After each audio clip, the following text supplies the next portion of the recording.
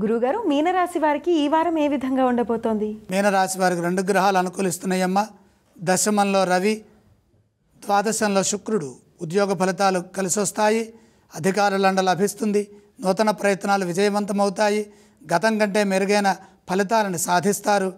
మీ విశ్వాసం మిమ్మల్ని ముందుకు నడిపిస్తుంది. ఏకాగ్రతతో సకాలంలో పనులు చేయడం ద్వారా లాభపడతారు. ప్రధాన కార్యక్రమాల్లో ఆశించిన విధంగా విజయం దక్కుతుంది. తెలియని అవరోధాలు ఎదురైనా తెలివిగా వ్యవహరించి పనిచేయాలి. కాలం వృధా కాకుండా చూసుకోవాలి.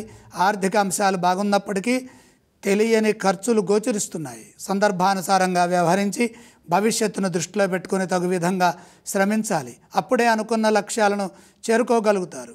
కొందరి మాటలు మనసుని బాధిస్తాయి. లోతుగా ఆలోచించి ఇబ్బంది పడకుండా సమయానుకూలంగా వ్యవహరిస్తే మనోబలం పెరుగుతుంది. బుద్ధి బలంతో పనిచేయండి. వ్యాపారంలో మేలు చేకూరుతుంది. సునాయాసంగా ఇబ్బందులను అధిగమిస్తారు. నష్టం రాకుండా పనిచేయండి. అపరిచితులను ఆశ్రయించవద్దు. ఆధ్యాత్మిక చింతనతో ముందుకు సాగండి. అదృష్ట సిద్ధి కలుగుతుంది. ప్రయాణాల్లో జాగ్రత్తలు అవసరం. ఆరోగ్యం శుభప్రదం. గురుగారు అదేవిధంగా మీనరాశి వారికి అంటే ఈ వారం ఎటువంటి స్తోత్రాలు పఠించాలో తెలియచేస్తారా గురుగారు? మీనరాశి వారు నవగ్రహ శ్లోకాలు చదువుకోవటం చాలా మంచిది.